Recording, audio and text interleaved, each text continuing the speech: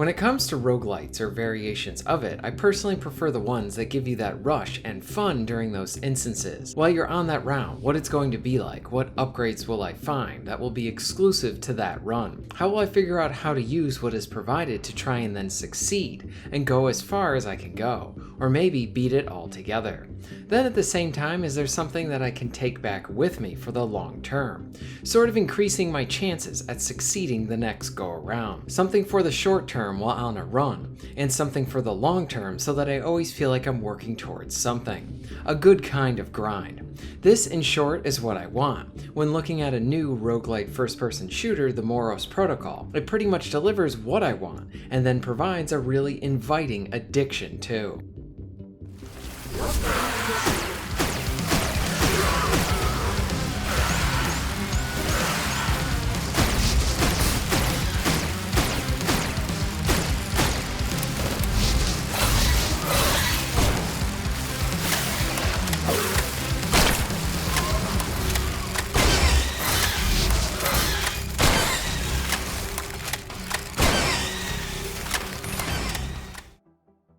So what is the Moros protocol? It's a first-person shooter roguelite.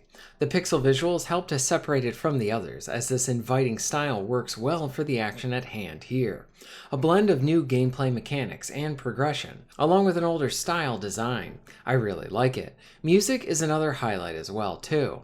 The heart of the game is within its action, exploration, and progression systems.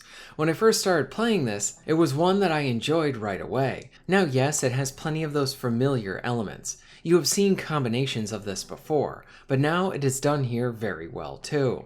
You have intense fun action, plenty of upgrades, and then go one more round type of feeling that is in full force. My first impressions were rather strong, and now that I've had a chance to play this even more and in co-op, while I have discovered some flaws, my enjoyment of the game has only grown. The more I play it, the more I really enjoy it.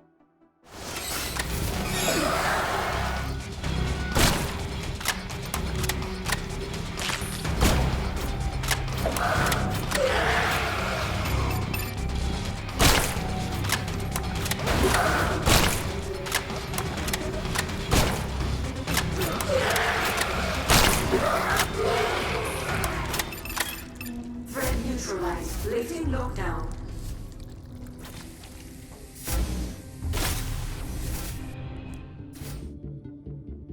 Progression, whether long-term or short-term, doesn't really matter too much if the gameplay is not great to begin with.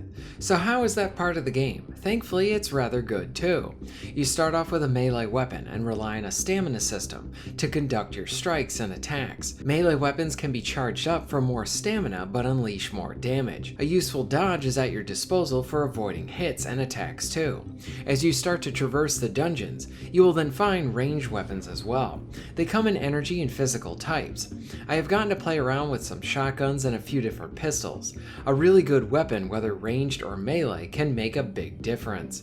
The slashes feel satisfying, so do the shots, especially the nice blast from a shotgun, along with the reloading sounding very snappy. Combat can get a little bloody, and those effects help to add to the impact. So yeah, you enter a new area and then search around various rooms, trying to keep your health high, increase your stats, find augments for your armor along with your weapons. These can really change your playstyle as well. The randomness is what makes things always interesting when you go back on a fresh run.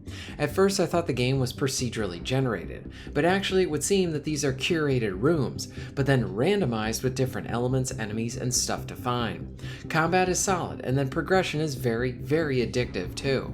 You earn plenty of enhancements while on a run, and then after you die you go back and you get to go into your big skill tree, and you can choose where to focus on here, whether that is a better starting weapon, stat increases, along with just unlocking better augments as you keep playing and progressing. There's an addictive yet always fun loop here. Another positive is how discovery and exploration is all left up to the player. What rooms will you tackle first? What will you upgrade? The game provides the space. The player makes all of those choices, making each round have those random elements, but that personal sense of that player leading the way.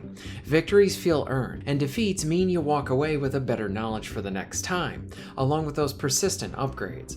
Moros offers both solo and co-op play, and I found a lot of enjoyment in both. This is a gem of a game that I didn't even know about, but I'm glad it came my way. Lockdown initiated.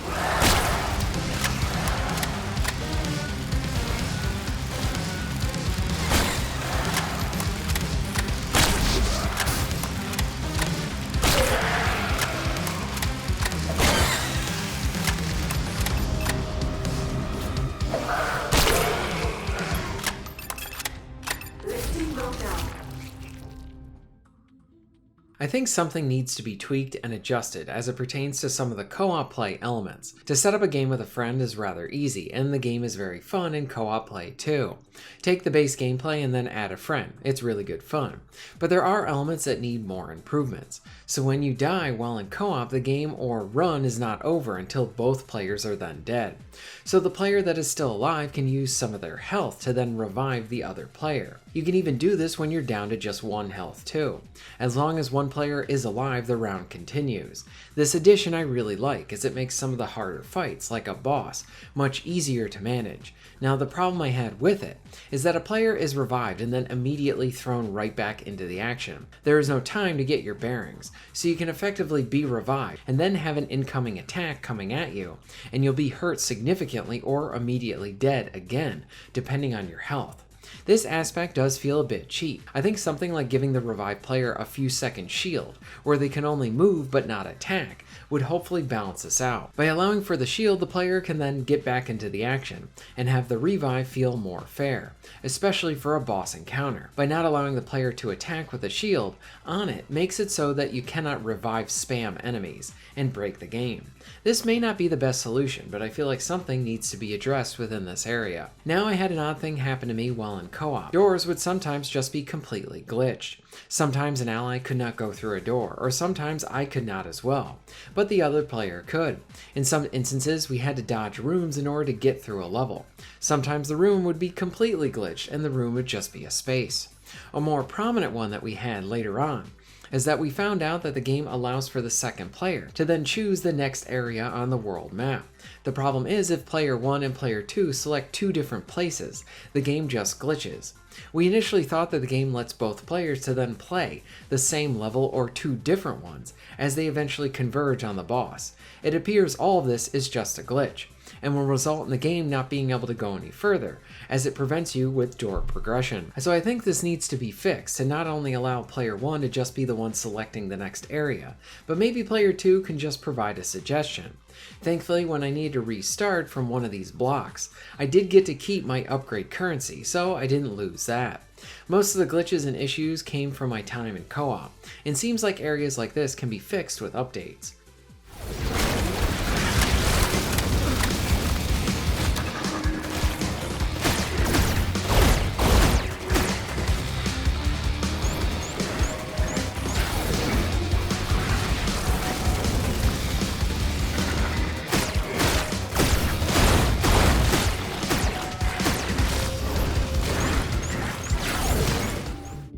The Moros protocol is a lot of fun, and while it has some areas that need a bit more improvement in stability for some of the co-op play, nothing ever made it horrible to play. The enjoyment was always present, solid gameplay, addictive rewards and loot, quality exploration. The more you play, the more you just want to keep playing it. It's that good. I actually lost some sleep on this game because it kept me up because of the fun I was having. Plus, it doubles as a quality co-op game too. The Moros Protocol is a gem of a game for 2025, and one that might get overlooked and deserves more eyes on it. I highly recommend it. What are your thoughts on this title? Have you played it? What are some other games you recommend I check out for the channel? Let me know all of this in the comments down below. If you're interested in supporting the channel, please check out my Patreon page. For just $1 a month, you can help to keep this channel going strong, and this allows me to be able to do more for my awesome audience. Please check out the links in the description and pinned comment for ways to support the channel. And most of all, thank you very much for watching.